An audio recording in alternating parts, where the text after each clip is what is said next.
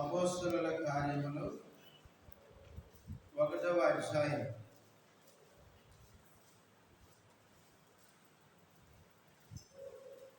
అపోస్తలుల కార్యములు 1వ అధ్యాయం మొదటి 5 వచనాలు మార్చి చదువుకుందాం. ఓ థెయోఫిలా, యేసు తాను ఏర్పరచుకున్న అపోస్తలులకు పరిశుద్ధాత్మ ద్వారా ఆజ్ఞాపించిన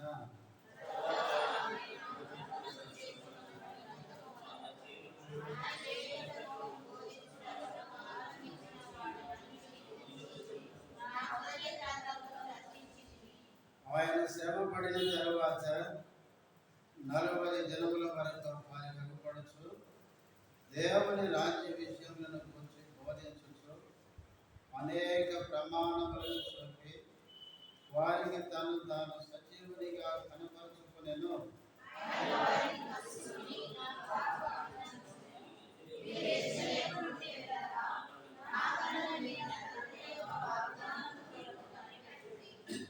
ఐదవ వచనం అందరం కలిసి చదువుకుందాం. యోహాను నీళ్లతో బాప్తిస్మమిచ్చెను. కొద్ది దినముల తర్వాత పరిశుద్ధాత్మతో బాప్తిస్మము పొందెను. ప్రార్థన చేసుకుందాం.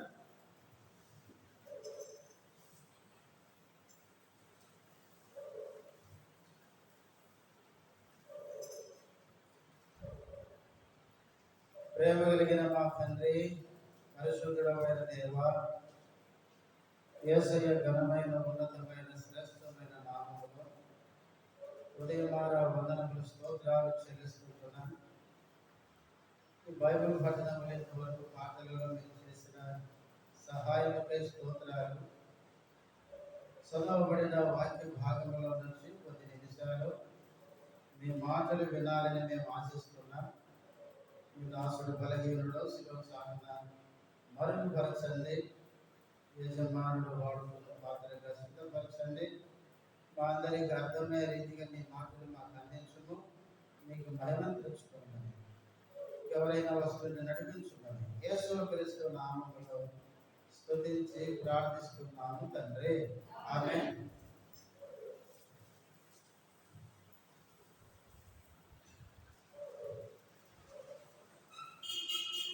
మనము గత వారాల్లో సమూయేలు మొదటి గ్రంథాన్ని మనం ధ్యానం చేశాం. తర్వాత ఇప్పుడు క్రొత్త నిబంధనల నుంచి అపోస్తలుల కార్యములు ఆరంభిస్తే బాగుంటుంది అనిపించింది. కనుక అపోస్తలుల కార్యములు మనము లైన్గా ధ్యానించే ప్రయత్నం చేద్దాం. దేవుడు మనకు సహాయం చేసిన కొనది అపోస్తలుల కార్యములు మనము ధ్యానం చేసుకుందాం. మనము అపోస్తలుల కార్యములోనికి వెళ్ళక మునుపు ఒక చిన్న విషయం మనం గుర్తుపెట్టుకోవాలి.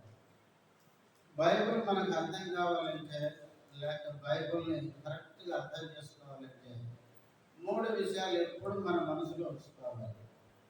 ఏంటా 3 విషయాలు అంటే, ఒకటి, మనం ఏ భాగాన్ని చదివినా ఆ భాగం మనకు అర్థం కావాలంటే ఒకటి, ఆ భాగంలో మాట్లాడుతున్నది ఎవరు. రెండవది, ఎవరితో మాట్లాడుతున్నాడు. మూడవది, ఏ సందర్భంలో మాట్లాడుతున్నాడు. ఈ 3 విషయాలు చాలా ప్రాముఖ్యమైనవి.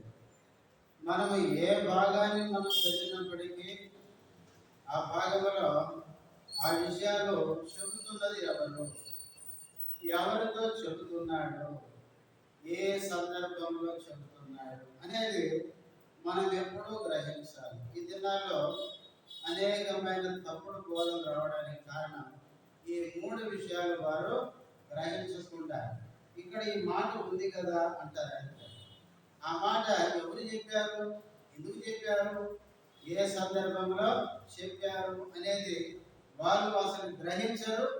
రెండవ విషయం ఏంటంటే, అది వాళ్ళకు తెలియదు. కాబట్టి అందుకనే వాక్యాలు వాళ్ళు ఏం చేస్తారంటే, వాళ్ళకు అర్థమైన రీతిగా అర్థం చేసుకుంటారు. ముఖ్యంగా మనం ఎప్పుడు ఏ పుస్తకాన్ని చదివినా కూడా ఒకటి గుర్తుపెట్టుకోవాలి, ఆ పుస్తకం రాస్తున్న వ్యక్తి ఎవరు. అసలు ఎవరికి రాస్తున్నాడు, ఏ ఉద్దేశంతో రాస్తున్నాడు, ఆ రచయిత యొక్క మనసులో ఏముంది, దేని రాయాలనుకుంటున్నాడు అన్న ఆలోచనతో మనం చదవాలి. అంతేగాని ఆ వచనాన్ని చదివి, ఆ భాగాన్ని చదివి నాకు ఇట్లా అర్థమవుతుంది కనుక నేను ఇట్లే అర్థం చేసుకుంటే ఏమైపోయిందంటే నీకు అర్థమైనట్టు బైబిల్ అర్థం చేసుకుంటాను. దేవుడు నీ కొరకు నా కొరకు ఏ ఉద్దేశంతో దేవుడు రాయించాడో ఆ ఉద్దేశం మనకు అర్థం కాదు. అందుకనే ఈ దినాల్లో చాలా మంది తప్పుడు బోధకులు తయారైపోయినారు. వారు వాక్యం నేర్చుకోరు, తర్వాత ఎవరైనా చెప్పినా కూడా అది అర్థము చేసుకోరు. వాళ్ళ తప్పు వాళ్ళు తెలుసుకోరు, పోనీ ఎవరైనా చెప్పినా అది అర్థం చేసుకొని సరి చేసుకోరు. అందుకనే దేవుని వాక్యాన్ని మనం ఎప్పుడు చదివినా, ఏ పుస్తకం చదివినా కూడా బైబిల్ 66 పుస్తకాలు ఏ పుస్తకమైనా ఆ రాసిన వ్యక్తి ఎవరు, ఏ ఉద్దేశంతో రాశాడు, ఆ రాసేటప్పుడు అది దేవుడు చెప్తున్నాడా, మనుషులతో లేక భక్తుడు ఎవరైనా చెప్తున్నారా, ఎవరు చెప్తున్నారు, ఎవరితో చెప్తున్నారు, ఏ సందర్భంలో ఈ 3 విషయాలు మనం అర్థం చేసుకోకపోతే బైబిల్ని మనం తప్పుగా అపార్థం చేసుకునే అవకాశము ఉంది. అందుకే సైతాను బోధ అంటే మీకు అర్థం కావడానికి ఒక సందర్భాన్ని గుర్తు చేస్తాను. లూకాసు వార్త 4వ అధ్యాయంలో యేసు ప్రభువును సాతాను శోధిస్తూ ఒక మాట అన్నాడు. ఏమన్నాడు? యెరూషలేము దేవాలయం పైకి యేసు ప్రభువు తీసుకుపోయినాడు. తీసుకెళ్ళి ఏమన్నాడు? ఈ నుంచి కిందకి దూకు అన్నాడు. దూకితే దేవదూతలు వచ్చి ఏం చేస్తాడు? నిన్న ఎత్తి పట్టుకుంటారు అన్నాడు. కరెక్టేనా? ఎందుకు కరెక్ట్ కాదు? వచ్చిన కరెక్టే, కానీ సందర్భం అది కాదు. 91వ కీర్తనలో మోషే రాసిన కీర్తన. ఆ సందర్భం ఏంటంటే, నువ్వు మార్గంలో వెళ్తున్నప్పుడు పొరపాటున అపాయం వస్తే ఆ ప్రమాదం నుంచి దేవుడిని నిన్ను తప్పించడానికి తన దూతలను పంపించి నిన్నెత్తి పట్టుకుంటారు. ప్రయాణం చేసేటప్పుడు పొరపాటున ఏదైనా ప్రమాదం జరిగితే దేవుడు తన దూతను పంపించి నిన్ను కాపాడతాడు అన్న సందర్భంలో దేవుడు ఆ మాట మోషే ద్వారా వ్రాయిస్తే సాధారణ దేవుడు ఉపయోగించాడు. దాన్ని యేసుకు కావాల్సి దేవాలయం పైకి తీసుకెళ్ళి ఈ నుంచి నువ్వు ఎగిరి కింద దూకు. ఇప్పుడు ఎవరు వస్తారు? దేవాలయం అంటే సాధారణ బోధ ఎట్లుంటుందంటే వచనాలన్నీ కరెక్ట్గా చెప్తారు వాళ్ళు, అర్థమైందా? కానీ సందర్భం లేకుండా బోధిస్తారు. అదే తప్పుడు బోధ. ఎప్పుడు కూడా గుర్తు పెట్టుకోండి. తప్పుడు బోధకు ఏం చేస్తారంటే ఆ వచనం చదువుతారు, కానీ అది ఏ సందర్భంలో ఎప్పుడు చెప్పరు. ఎందుకంటే వాళ్ళ ఆ సందర్భం వాళ్ళకి అవసరం లేదు. కొంతమంది తెలిసి వక్రీకరిస్తున్నారు. ఎందుకంటే వాళ్ళలో ఉన్నది దురాత్మ, దేవుని ఆత్మ కాదు. దేవుని ఆత్మ ఎవరిలో ఉంటుందో వాళ్ళు సత్యవాక్యాన్ని ఖచ్చితంగా సత్యాన్ని ఒప్పుకుంటారు. కాబట్టి ఈ విషయాలు మనం మనసులో ఉంచుకోవాలి. సరే, మనం అపోస్తుల కార్యములో మనం ధ్యానించబోతున్నాం. ఈరోజు ముఖ్యంగా అపోస్తుల కార్యముల యొక్క ఉపోద్ఘాతాన్ని ఈరోజు మనం జ్ఞాపకం చేసుకొని వచ్చే వారం నుంచి ఈ పుస్తకాన్ని మనం లైన్గా మనం ధ్యానం చేసుకుందాం. మొట్టమొదటిగా ఈ అపోస్తుల కార్యములు రచించిన రచయిత ఎవరు?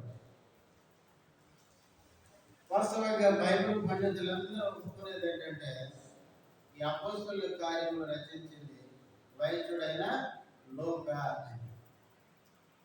వైద్యుడైన లూకాని ఎలా చెప్పచ్చు అంటే దానికి కొన్ని ఆధారాలు ఉన్నాయి. చూడండి, 1వ వచనం చదవండి. ఓ థెయోఫిలా, యేసు తాను ఏర్పరచుకున్న అపోస్తులకు పరిశుద్ధాత్మ ద్వారా ఆజ్ఞాపించిన తర్వాత, ఇది ఎవరికి రాస్తున్నాడు? థెయోఫిలా అనే ఒక విశ్వాసికి రాస్తున్నాడు. ఇప్పుడు లూకా సువార్త 1వ అధ్యాయం 1వ వచనం. చాలా ఆ మాట కోసమే జరిగింది. అది కూడా ఎవరికి రాశాడు? థెయోఫిలాకి రాసినాడు. లూకా సువార్త థెయోఫిలా అనే ఘనత వహించిన ఒక విశ్వాసి, మంచి విశ్వాసి. బైబిల్ పండితులు ఏం చెప్తారంటే ఈ థియోఫిలా అనే వ్యక్తి ఆనాడు ఆది సంఘంలో ఘనత వహించిన ఒక మంచి భక్తుడు అని చెప్తారు. అందుకనే వైద్యుడైన లోక ఆ భక్తునికి ఈ ఉత్తరం లేక ఈ పుస్తకం వ్రాశాడు అని చెప్తారు. కాబట్టి లోకా సువార్త రాసిన లోకానే అపోస్తలుల కార్యములు కూడా రాశారనే దానికి మొదటి కారణం ఏంటంటే లోకా సువార్త థియోఫిలాకి రాయబడింది, అపోస్తలుల కార్యాలు కూడా థియోఫిలాకి రాయబడింది. ఇంకా రెండవ కారణం, ఇప్పుడు అపోస్తలుల కార్యములు మొదటి అధ్యాయం 2వ వచనం, తర్వాత ఆయన పరమునకు చేర్చుకొనబడిన దినం వరకు ఆయన చేయుటకును బోధించుటకును ఆరంభించిన వాటన్నిటిని గురించి ఈ మాట గురించి పెట్టుకోండి. నా మొదటి గ్రంథమును, అంటే ఈ అపోస్తలుల కార్యములు రాసిన వ్యక్తి అంతకుముందు ఏం రాశాడంటే ఒక మొదటి గ్రంథాన్ని రాశాడంట. అందుకని ఈ మాటను బట్టి కూడా ఈ అపోస్తలుల కార్యములు రాసిన వ్యక్తి లూకా అనడానికి ఆధారాలు. అందుకే మొదటి గ్రంథం రచించింది. ఆ గ్రంథం కూడా ఏంటంటే ఆయన పరమునకు చేర్చుకొనబడిన దినం వరకు ఆయన చేయుటకు బోధించుటకు ఆరంభించిన వాటన్నిటిని గురించి ఆ మొదటి గ్రంథంలో రాశాడంట. అదే లూకా సువార్త. కాబట్టి లూకా సువార్త రాసిన లూకానే మొదటి గ్రంథం అది రాశాడు. తర్వాత రెండవది అపోస్తలుల కార్యములు రాశాడు. ఇంతకీ ఈ లూకా ఎవరు అంటే వాస్తవంగా ఈయన అన్యుడు. ఈయన అన్యుడని చెప్పడానికి చూడండి, కొలసీలకు రాసిన పత్రిక, కొలసీలకు రాసిన పత్రిక 4వ అధ్యాయం, కొలసీలకు రాసిన పత్రిక 4వ అధ్యాయం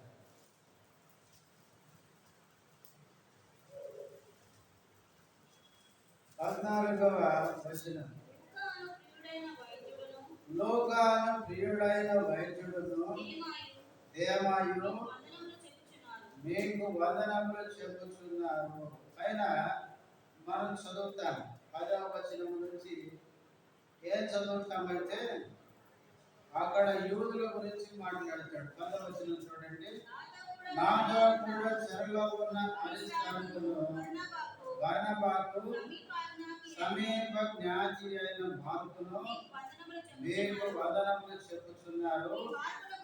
ఏ మార్కును వచ్చి మీరు ఆజ్ఞలు పొందితిరి, ఇతడు మీ యొద్దకు వచ్చిన యెడల ఇతని చేర్చుకొనుడి. మరియు యోస్తు అను యేసు కూడా మీకు వందనములు చెప్పుచున్నాడు. మీరు సున్నతి పొందిన వారిలో, చూడండి ఈ మాట గుర్తు పెట్టుకోండి, సున్నతి పొందిన వారిలో మీరు, అంటే సున్నతి పొందిన వారు అంటే యూదులు అని. కింద యూదులు కాని వారి గురించి చెప్తూ 14వ వచనానికి వచ్చేసరికి లోకా గురించి చెప్పాడు. కాబట్టి లోకా ఎవరంటే అన్యుడు. అన్యుడైనప్పటికీ యేసు ప్రభువును గురించి విని ప్రభువు నమ్మి రక్షణ పొందినవాడు. అంతేకాదు పౌలు ఈ లోకాన్ని గురించి మంచి మంచి పదాలు ఉపయోగించాడు. ఇక్కడ 14వ వచనంలో ఏమన్నాడు? లోకాను ప్రియుడైన వైద్యుడును అన్నాడు. లోక ఎవరంటే వైద్యుడు. ఆయన ఒక మంచి డాక్టర్ అన్నమాట. ఒక దైవజనుడు ఒక పుస్తకంలో రాసినాడు, పౌలు ఇక్కడ ప్రియుడైన వైద్యుడు అని ఎందుకు రాశాడంటే, పౌలు తన సువార్తలో ఆయన సువార్త ప్రకటిస్తూ వెళ్తున్నప్పుడు ఆయనకి ఏ రోగం వచ్చినా లోకం చేసేవాడు, వెంటనే ఆయనకి ట్రీట్మెంట్ ఇచ్చేవాడు. అంతేకాదు సువార్త చేసేటప్పుడు ఎవరైనా రాళ్ళు కొట్టి గాయాలైతే వెంటనే లోకం చేసేవాడు, రక్తం అంతా కడిగి గాయాలకి ఏం చేసేవాడు, ఏమంటారు అప్పుడున్న వైద్యం చేసి కట్లు కుట్టేవాడంట. అందుకనే పౌలు యొక్క పరిచర్యలో లూకా తనకెంతో సహాయపడిన వాడు అన్నమాట. అందుకనే ప్రియుడైన వైద్యుడు అని, ప్రియుడు అనే పదం ఉపయోగించినట్టు. వైద్యులు చాలా మంది ఉంటారు కానీ ప్రియుడైన వైద్యులు తక్కువ ఉంటారు. కొన్నిసార్లు మనం హాస్పిటల్కి పోగానే అనుకుంటాం, ఈరోజు నా పని అయినట్టే. ఎందుకు అందుకే ఒక ఆయన అన్నాడు, హాస్పిటల్కి పోతే నేను బరేను వాళ్ళు పిచ్చుకోవడమే అన్నాడు. మనం హాస్పిటల్కి పోతే మనం పిచ్చుకుని పని మీద ఉంటారు, వాళ్ళు మన దగ్గర ఉన్నాయని గుంజుకోవడమే. ఈ రోజుల్లో హాస్పిటల్కి పోతే జోబులన్నీ ఖాళీ చేసుకొని రావడమే. కానీ అపోస్తలుడైన పౌలు సువార్త పరిచర్యలో ఉండగా వైద్యుడైన లూకా తనకి ఏ చిన్న కష్టం వచ్చినా, ఎలాంటి అనారోగ్యం వచ్చినా దగ్గరుండి రూపాయి తీసుకోకుండా వైద్యం చేసేవాడు. ఈ దినాల్లో కూడా నిజమైన విశ్వాసులు ఉన్నారు. దేవుని పిల్లలను ప్రేమించి వాళ్ళ దగ్గర ఎక్కువ ఫీజు తీసుకోకుండా వైద్యం చేసే వాళ్ళు ఉన్నారు. ఒకసారి ఒక హాస్పిటల్కి పోయాను, నేను చూపించుకుందామని వెళ్తే, నేను వెళ్ళానని తెలిసి ఆయన అన్నాడు, ఓపీ ఆయనకు రాయించండి అని చెప్పినాడు. ఆయన ఎవరైతే మా పాస్టరు, ఆయనకి ఏం రాయొద్దు, ఓపీ రాయొద్దు అన్నాడు. నేను ఓపీ రాయించుకున్నాను అడిగిపోతే ఆ అమ్మాయి లేచి నిలబడి ఆయనకి, సార్ డాక్టర్ నేను లోపలికి రమ్మంటున్నాను, కింద మీరందరూ లైన్కి ఉన్నారు కదా అంటే నేను పిలుస్తున్నాడు సార్ అంటే నేను లోపలికి వెళ్ళిపోయాను. పోయిన తర్వాత ఆయన అన్నాడు, చెప్పండి బ్రదర్ మీకు ఏమైంది అని అడిగినాడు. నాకున్న సమస్య అంటే చెప్పిన తర్వాత వెంటనే ఆయన ఏం చేశాడు, మందులు రాసి ఇచ్చినాడు. తర్వాత అడిగిన ఫీజు ఎంత బ్రదర్ అంటే నీ కాడ ఫీజు ఎందుకు బ్రదర్ అన్నాడు. ఎందుకంటే వాళ్ళకి తెలుసు, ఏం తెలుసు అంటే దేవుని సేవకులకి మనం ఏదైనా చేస్తే దానికి ప్రతిఫలం దేవుడు మనకి ఇస్తాడన్న విశ్వాసం.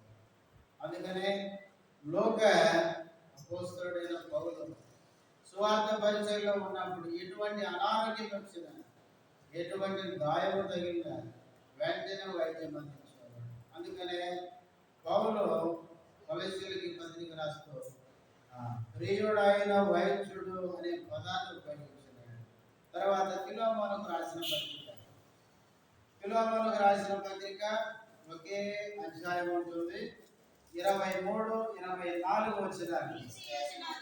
క్రీస్తు యేసునందు నా తోడి ఖైదీ అయిన ఎపఫ్రా, నా జతపని వారైన మార్కు, అరిస్తార్కు, దేమా, లూకా వందనములు చెప్పుచున్నారు.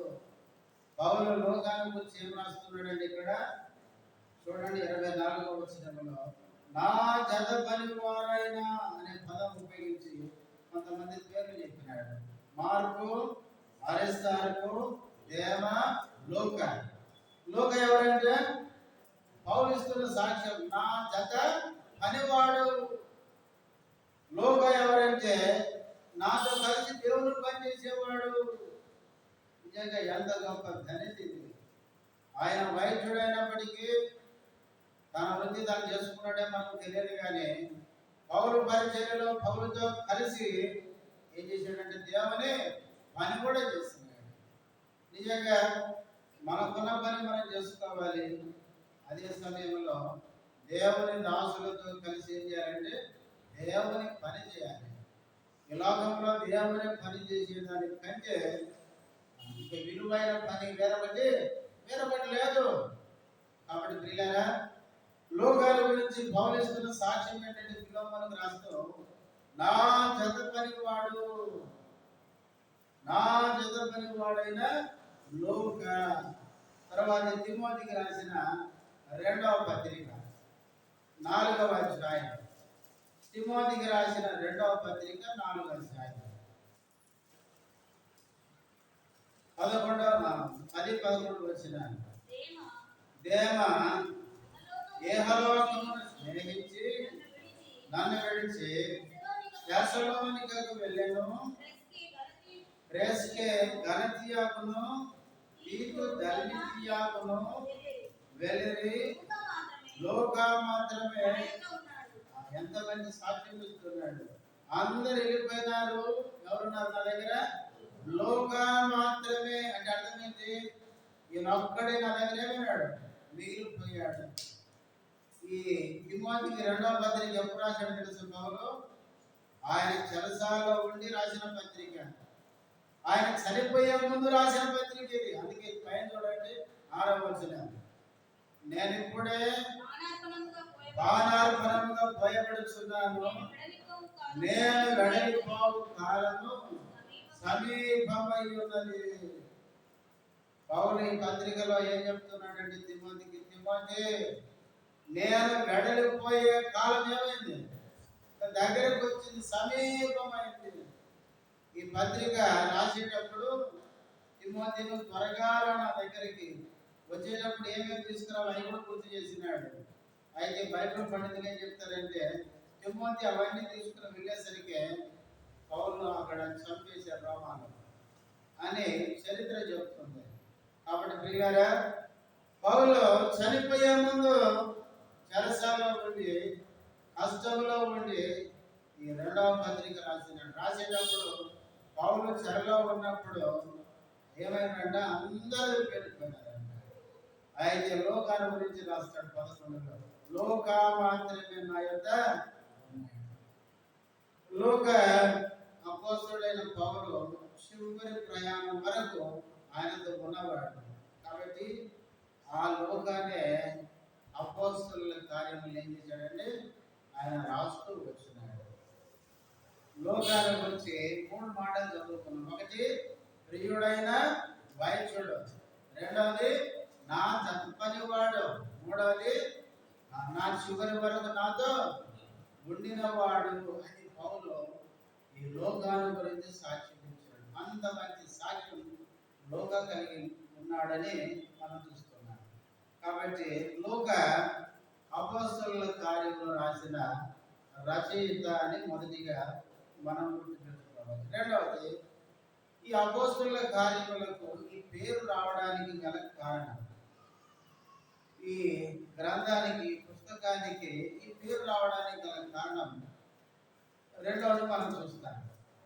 ఈ అపోస్తలుల కార్యములలో 2వ అధ్యాయంలో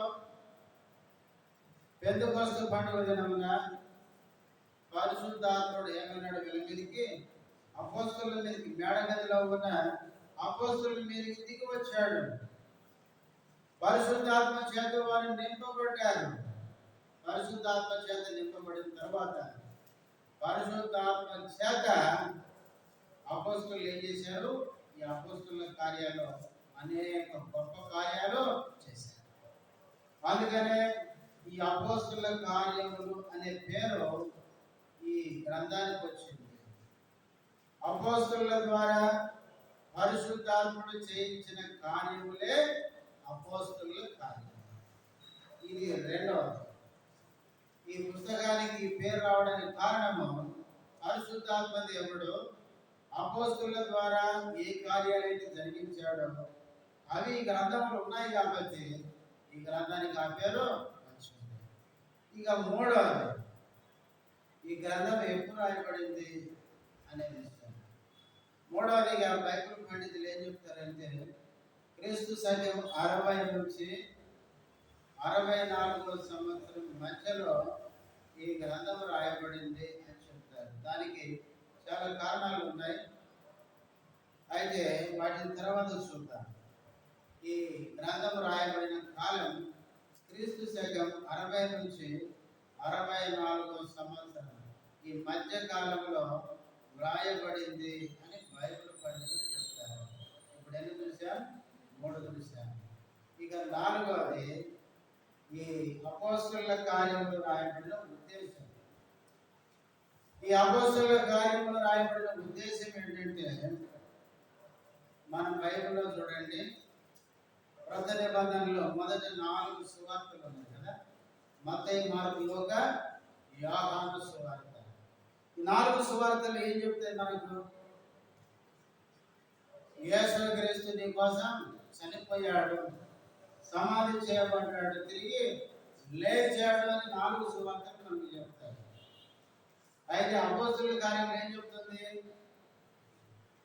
ఆ చనిపోయిన యేసుని మీరు నమ్మితేనే రక్షణ. అంటే మొదటి 4 సువార్తలు యొక్క కొనసాగింపే ఏంటంటే అపోస్తలుల కార్యములు. మొదటి 4 సువార్తలు మన కొరకు యేసు ప్రభు శిలువలో చనిపోయాడు, సమాధి చేయబడ్డాడు, తిరిగి లేచాడు అని ఈ 4 సువార్తలు మనకు నేర్పిస్తే అపోస్తలుల కార్యములు ఏం నేర్పిస్తుందంటే ఆ యేసు క్రీస్తును గురించిన సువార్త ప్రకటిస్తే అనేకులు ఏమైనారు? రక్షించబడ్డారు. అంటే అనేకులు రక్షించబడాలి అంటే సువార్త ప్రకటన అవసరము అని అపోస్తలుల కార్యములు మనకు నేర్పిస్తుంది. ఇలారా అపోస్తలుల కార్యములు రాయబడిన ఉద్దేశం ఏంటంటే సువార్త ప్రకటన ద్వారా సంఘం ఏర్పడింది, అనేకులు రక్షించబడ సంఘంలో చేర్చబడ్డారు. సువార్త ద్వారా అనేకులు రక్షించబడుతున్నారని అపోస్తలుల కార్యములు మనకు నేర్పిస్తుంది. అంటే ఒక మాట చెప్పాలంటే యేసు చేసిన కార్యం యొక్క కొనసాగింపే ఏంటంటే అపోస్తలుల కార్యం. యేసు శిలువలో చనిపోయి సమాధి చేయడం తిరిగి లేవగానే అందరూ రక్షణ పొందారు. ఏం కావాలంటే అనేకులకు ఏం చేయాలి? ప్రకటించాలి. మార్కు సువార్త 16:15 యేసు ప్రభు అన్నాడు, మీరు సర్వలోకమునకు వెళ్ళి ఏం చేయాలి? సర్వ సృష్టికి సువార్త ప్రకటించండి. రక్షణ కార్యం నేను నెరవేర్చాను, అయితే ప్రజలు రక్షించబడాలని ఇప్పుడే కావాలి. మీరు వెళ్ళి ప్రకటించాలి. ఆ ప్రకటనే అపోస్తలుల కార్యం. కాబట్టి ప్రియులారా, 4వదిగా అపోస్తలుల కార్యములు రాయబడిన ఉద్దేశం ఏంటంటే యేసు శిలువలో చేసిన కార్యము ప్రకటించడం ద్వారానే మానవాళి ఏం చేయబడుతుంది? రక్షించబడుతుంది అని మనం తెలుసుకోవడానికి అపోస్తలుల కార్యములు ఏమైంది? పరిశుద్ధాత్మ దేవుడు రాయించాడు. ఇది 4వది. ఇక 5వ విషయంలో అపోస్తలుల కార్యములలో మూలవాక్యం ప్రాముఖ్యమైన వచనం ఏది అంటే చూడండి, అపోస్తలుల కార్యములు 1వ అధ్యాయం 8వ వచనం. 1వ అధ్యాయం 8వ వచనం. ఆయనను పరిశుద్ధాత్మ మీ మీదికి వచ్చినప్పుడు మీరు శక్తి నొందెదరు కనుక మీరు యెరూషలేములోను యోదయ సమరయ దేశముల యందంతటను భూది గంధముల వరకును నాకు సాక్షులై ఉందరని వారితో చెప్పాను. ఇది మూలవాక్యం. ఈ అపోస్తలుల కార్యములందరికీ ప్రాముఖ్యమైన వచనం ఏదంటే ఈ వచనమే. యేసు ప్రభు ఆరోహణం పరలోకానికి వెళ్ళక ముందు శిష్యులతో చెప్పినాడు ఏమని? పరిశుద్ధాత్ముడు మీ మీదికి వచ్చును, వచ్చినప్పుడు మీరు ఏమవుతారు? శక్తి పొందుతారు. ఎందుకు ఈ శక్తి? కళ్ళు తిరిగి కింద పడ్డానికి కాదు. ఈ రోజుల్లో చాలా మంది ఆత్మ నా మీదకి వచ్చిందని గిరగిర తిరిగి కింద పడి నోటి నుంచి సొమ్ము కాల్చుకొని తర్వాత మొత్తం ఎటైపోతున్నారో అర్థం కాదు. దానికి కాదు పరిశుద్ధాత్మ మన మీదకి వచ్చింది. యేసు ప్రభు ఎంత క్లియర్గా చెప్పాడండి, పరిశుద్ధాత్ముడు మీ మీదకి వస్తాడు. ఆ పరిశుద్ధాత్మ శక్తి మీరు పొందుతారు. ఆ శక్తి చేత మీరు ఏం చేస్తారు? ఫస్ట్ యెరూషలేములో సాక్ష్యం చెప్తారు, తర్వాత యూదయ సమరయలో చెప్తారు, తర్వాత భూ దిగంతాల వరకు నా సాక్ష్యాన్ని మీరు తీసుకుపోవాలి. పరిశుద్ధాత్మ శక్తి చేత మీరు నా సాక్ష్యాన్ని, ఏం సాక్ష్యం? నేను శిలువలో చేసిన ఆ శిలువ మరణ పునరుద్ధానానికి వచ్చిన సాక్ష్యం మీరు లోకమంతా తీసుకుపోవాలని చెప్పినాడు. అపోస్తలుల కార్యములు ఈ వచనం మీదనే ఆధారపడి మీరు చూడండి. ఈ అపోస్తలుల కార్యములు ఎన్ని అధ్యాయాలు ఉన్నాయి తెలుసా? 28 అధ్యాయాలు ఉన్నాయి. ఈ 28 అధ్యాయాలు ఈ వచనం ద్వారానే విభజించవచ్చు. మొదటిగా ఎక్కడ సాక్ష్యము? యెరూషలేములో సాక్ష్యం. చూడండి, ఈ అపోస్తలుల కార్యములు మనం గమనిస్తున్నప్పుడు 1వ అధ్యాయం నుంచి 7వ అధ్యాయం వరకు యెరూషలేములో అపోస్తలులు ఏం చేశారంటే సాక్ష్యం చెప్పినారు. మీరు సిలువేసిన ఆ యేసే ఎవరండి? క్రీస్తు అయి ఉన్నాడు. మీరు నమ్మే మెస్సీ అయి ఉన్నాడు. మీరు నమ్మడం లేదు. అని యూదులకి పేతురు ప్రకటిస్తూ వచ్చినాడు, అపోస్తలులు ప్రకటిస్తూ వచ్చినారు. మొదటి 7 అధ్యాయాల్లో యెరూషలేములో సాక్ష్యం ప్రకటించారు అపోస్తలులు. తర్వాత 8వ అధ్యాయం నుంచి 12వ అధ్యాయం వరకు, 8వ అధ్యాయం నుంచి 12వ అధ్యాయం వరకు యోదయలోను సమరయలో వారు సాక్ష్యాన్ని ప్రకటించారు. 8 నుంచి 12 అధ్యాయం, తర్వాత 13 అధ్యాయం నుంచి 28 అధ్యాయం వరకు దిగంతాల వరకు పౌలు ఏం చేశాడు? సువార్తను తీసుకుని వెళ్ళాడు. కాబట్టి మూల వాక్యము అపోస్తలుల కార్యములు 1:8. యెరూషలేములో వాళ్ళు సాక్ష్యం చెప్పారు మొదటి 7 అధ్యాయాలు. యోదయ సమరయలో సాక్ష్యం చెప్పారు 8 నుంచి 12 అధ్యాయాలు. దిగంతాల వరకు సాక్ష్యం చెప్పారు 13 నుంచి చివరి అధ్యాయం వరకు. ఇలా నీవు నేను కూడా ప్రభు నమ్మే ఈ కాలంలో ఏముండాలంటే సాక్షులమై ఉండాలి. ఒకటి ఎక్కడ సాక్ష్యము? యెరూషలేములో సాక్ష్యం. యెరూషలేము అంటే దేవుని మందిరంలో మనకు సాక్ష్యం ఉండాలి. మందిరానికి వచ్చే వాళ్ళందరూ మన గురించి ఏం చెప్పాలి? మా సంఘంలో ఈ విశ్వాసి లాంటి విశ్వాసి లేరండి అని చెప్పాలి. అంతేనా? ఈయన ఆదివారం వస్తాడంటే మళ్ళీ ఆదివారమేనండి అని అట్లా చెప్పాలి. లేకపోతే ఈయన ఎప్పుడు వస్తాడో కూడా మాకు తెలియదండి. కొన్నిసార్లు ఉంటారు విఐపీలు ఉంటారు కదా, అప్పుడప్పుడు విజిట్ చేస్తారు వాళ్ళు. విఐపీస్ అంటే ఏంటి? అప్పుడప్పుడు వచ్చిపోయేవాళ్ళు. కొంతమంది మన మందిరాలలో కూడా అప్పుడప్పుడు వచ్చి విజిట్ చేసిపోతుంటారు. ఎప్పుడైనా ఒకసారి అక్కడ తలుపుని కనపడతారు, మళ్ళీ ఎప్పుడు కనపడతారో తెలియదు. దేవుని పిల్లలు అట్లుండద్దు. మనం యెరూషలేములో సాక్షులమై ఉన్నారు. మన గురించి సంఘంలో దేవుని పిల్లలు మంచి సాక్ష్యం చెప్పాలి. ఈయన మంచి విశ్వాసి అండి, ఈయన మంచి విశ్వాసి. ఎవరు మందిరానికి వచ్చి రాకపోయినా వీళ్ళు వస్తారండి. సంఘ ప్రార్థనకు వస్తారు, బైబిల్ స్టడీకి వస్తారు, ఏ గుడికైనా వస్తారు, ఏ కాలంలోనైనా వస్తారు. దేవుని కొరకు నమ్మకంగా జీవించే మంచి విశ్వాసులు అని మన గురించి దేవుని పిల్లలు యెరూషలేము మందిరములో ఉండే, సంఘంలో ఉండే దేవుని పిల్లలు మన గురించి సాక్ష్యం చెప్పాలి. కొన్నిసార్లు అంటుంటారు, అన్న ఆయన చాలా మంచివాడని చెప్తారు. వెనక్కి పోయిన తర్వాత అన్న ఆయన ఉన్నాడు కాబట్టి చెప్పినాను అన్న, ఆయన ఉన్నాడు కాబట్టి చెప్పి, ఆయన పోయిన తర్వాత ఏం చెప్తారు? వానంతా మనకి మానవుడు లేడని చెప్తుంటారు. ఇలా దేవుని పిల్లల మీద మనం అట్లాంటి సాక్ష్యాన్ని సంపాదించుకోవాలి. యెరూషలేములో సాక్ష్యం. రెండవది యోదయ సమరయలో. యోదయ అంటే దేవుని పిల్లలు, సమరయ అంటే సమరయులు అంటే అన్యులు. మన దేవుని పిల్లల మధ్య మంచి సాక్ష్యం ఉండాలి, అన్యుల మధ్య కూడా ఏముండాలి? మంచి సాక్ష్యం ఉండాలి. కొన్నిసార్లు అన్యుల మధ్యకు పోతే అసలు మనం కూడా విశ్వాసంలో కాదో అర్థం కాని పరిస్థితి కదా. మనం ఎప్పుడు ఎక్కడ ఉంటే అట్లా మారిపోతుంటాం. అది ఊసలు ఏమైంది కదిలేకపోతే మారిపోతుంది. మనం కూడా ఏం చేస్తాం? ఎక్కడికి పోతే అక్కడికి మారిపోతాం కదా. అన్యుల మధ్య ఉంటే అన్యులాగా అయిపోవడం, విశ్వాసుల మధ్య ఉంటే విశ్వాసులాగా ఉండడం. దీని ఏమంటారు చెప్పండి? ఏమంటారు? ఊసలు వెళ్ళి అంటారు. కాబట్టి మనము అట్లాంటి విశ్వాసులకి ఉండకూడదు. అన్యుల మధ్యకి వెళ్ళినప్పుడు అన్యులు మన గురించి ఏం చెప్పాలి? ఈయన మాలా ఉంటాడంటే చెప్పాలి. ఈయన సేమ్ మాలా ఉంటాడంటే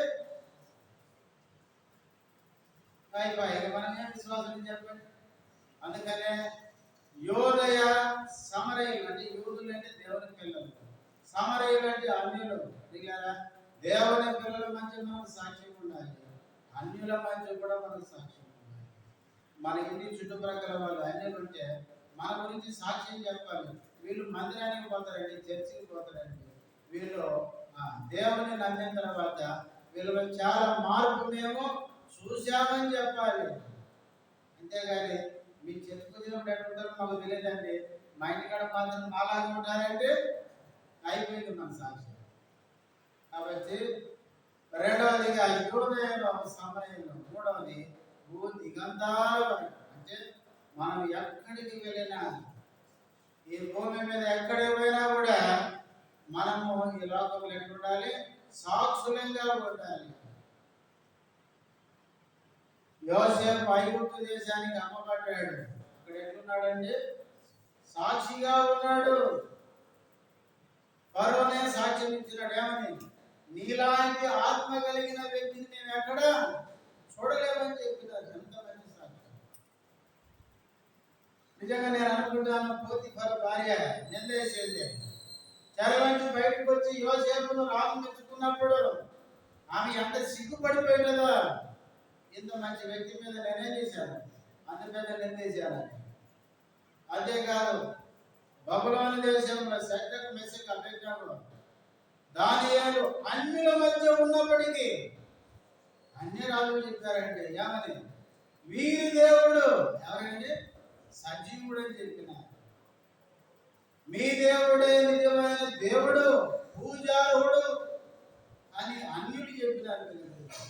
దానియేలు అయితే దర్యావేసి అంటాడు, జీవము గల దేవుని సేవకుడు పైన దానియేలు అంటాడు. ఎంత మంచి సాక్షి! అన్యుల మధ్య, వేరే దేశానికి పోయినా అన్య దేశాల్లో వారు దేవుని కొరకు సాక్షులుగా జీవించారు.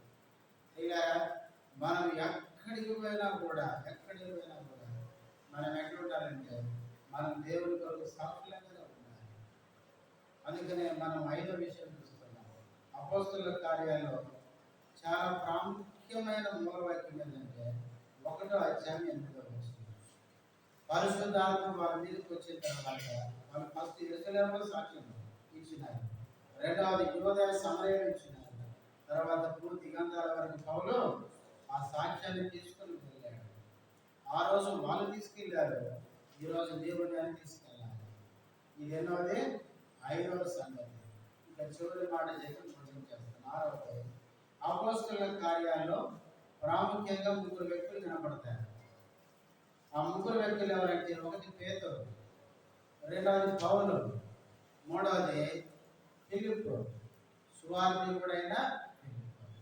ఈ 3 రకాల వాళ్ళకి సువార్త చెప్పినారు. 3 రకాల వాళ్ళకంటే పేతురు యూదులకు సువార్త చెప్పినాడు, పౌలు అన్యులకు సువార్త చెప్పినాడు, ఫిలిప్పు అజితుగానులకు సువార్త చెప్పినాడు. అజితులు అంటే సమరయుల మధ్య, సమరయులు అంటే అజితుగానే లేవు. సమరయులు అంటే యూదులు కాదు, అన్యులు కాదు. అంటే మీరు విశ్వాసులంటే అంటారు, మరి లోకస్తులంటే కాదు కాదు అంటున్నారు. మాకు యెహోవా తెలుసు. సమరయ ఏమంటది? ఆయన యెహోవా తెలుసు ఆమెకి. తర్వాత వాళ్ళ ఆరాధన కూడా కొండ మీద చేస్తామని చెప్తారు. తర్వాత మెస్సియా వస్తాడు, ఆయన మాకు అన్ని బోధిస్తాడు అని కూడా తెలుసు వాళ్ళకి. సమరయులు అంటే అజీలు గారు అటు లోకంలో ఉన్నారు, దేవుళ్ళలో ఉన్నారు అన్నమాట. అజీలు గారు ఉన్నారు. సమరయుల మధ్యకి ఈ ఫిలిప్పు వెళ్ళాడు. 8వ అధ్యాయం ఏం చేశాడు? వాడు గాయకుడు ఒకడు ఉంటే వాడు గాడి చేసి జనాల్ని అంత మాయ చేస్తున్నాడు. ఆ మాయగానే ఈయన పోయి ఈయన చేసే కార్యాలకి వాడు మాయలో పడ్డాడు. అంత గొప్ప కార్యాలు ఫిలిప్పు ద్వారా సమయంలో జరిగించాడు. అంతేకాదు, తర్వాత అజీలు గారిని నపుంసకుడు ఏం చేశాడు? కాంతాకి కింద ఎవరు? ఆయన మంత్రి. ఆ నపుంసకుని యెరూషలేం వెళ్ళి ఆరాధనకి తిరిగి వస్తుండగా మార్గ మధ్యలో పరిశుద్ధాత్మ దేవుడు ఫిలిప్పుతో చెప్పినాడు, అరణ్య మార్గాన్ని వెళ్ళి అన్నాడు. ఎందుకు ఆయన సువార్త చెప్తుంటే అనుభవం అనలేదు. ఆయన పరిశుద్ధాత్ముడు ఎట్లా నడిపిస్తే అట్లా నడిచినాడు. వెంటనే అరణ్యానికి వెళ్ళి ఆ రథం మీద వెళ్తున్నాను తెలిసి ఆయన అడిగినాడు, నువ్వు చదువుతున్నా నీకు అర్థమవుతుందా అంటే నాకేం అర్థం కాలేదు. ఆయన యెషయా గ్రంథాన్ని ఆ ప్రతిని కొనుక్కున్నాడు. యెరూషలేములో చదువుకుంటూ పోతున్నాడు రథం మీద. 53వ అధ్యాయం చదువుతున్నాడు, కానీ అర్థమైతే లేదు. తర్వాత ఆయన అన్నాడు, ఎవరైనా నాకు బోధించకపోతే నాకెట్లా నాకు తెలుస్తుంది అన్నాడు అని రథమాపి ఫిలిప్పును ఎక్కించుకుంటే అప్పుడు ఆ యెషయా గ్రంథం చదివి ఆ విషయాలను బోధించగా ఆయన యేసుక్రీస్తు నిజమైన దేవుడని నమ్మి ఫిలిప్పు ద్వారా బాప్తిస్మము తీసుకున్నాడు. కనుక బైబిల్లో చూడండి, పేతురేమో ఎవరికంటే యూదులకు సువార్త ప్రకటించాడు. ఎందుకంటే యూదులకు అపోస్తలుడు ఆయన. రెండవది పౌలు ఏమో అన్యులకి సువార్త చెప్పాడు. ఎందుకంటే పౌలు అన్యులకు అపోస్తలుడు, కానీ ఫిలిప్ అపోస్తలుడు కాదు, సువార్తికుడు. అయితే ఫిలిప్పుని దేవుడు సమరయుల మధ్య నపుంసకుని రక్షించడానికి సాధనంగా వాడుకున్నాడు. చూడండి, ఒక మాట చదవండి. గలతీయులకు రాసిన పత్రిక 2వ అధ్యాయం. గలతీయులకు రాసిన పత్రిక 2వ అధ్యాయం 7వ వచనం. అయితే సున్నతి పొందిన వారికి బోధించుటకై సువార్త పేతురుకి ఎలాగో అప్పగింపబడినో అలాగూ సున్నతి పొందిన వారికి బోధించుటకై నాకు అప్పగింపబడినని. పేతురు ఎవరికి సువార్త చెప్పడం అప్పగించబడిందంటే సున్నతి పొందిన వారికి, అంటే యోధులకి. పౌలుకి యేసు ప్రభు ఏది అప్పగించాడట? సున్నతి పొందని వారికి బోధించుటకై. ఎందుకంటే కింద మనం చదువుతాం, పేతురేమో యూదులకు అపోస్తలుడుగా నియమించబడ్డాడు, పౌలేమో అన్యులకు అపోస్తలుడుగా నియమించబడ్డాడు. కాబట్టి అపోస్తలుల కార్యములలో ఇప్పుడు ప్రాముఖ్యమైన వ్యక్తులు కనపడతారు. పేతురు యూదుల మధ్య సువార్త చెప్పాడు, అది ఆయనకు అప్పగించబడింది. పౌలు అన్యుల మధ్యకి వెళ్ళాడు, రోమిల మధ్య, రాజుల మధ్య నిలబడి, పెద్ద పెద్ద ఉన్నత అధికారుల మధ్య నిలబడి. ఎందుకంటే జ్ఞానం బాగుంది. ఈయన గమనీయులు పాదముల యొక్క విద్య అభ్యసించిన వాడు. అంటే ఆ దినాలు ఇప్పుడు ఏదైనా యూనివర్సిటీ పెద్ద హైయెస్ట్ అంటే టాప్ ఉంటుంది చూడండి, అట్లాంటి యూనివర్సిటీ లాంటిది అది.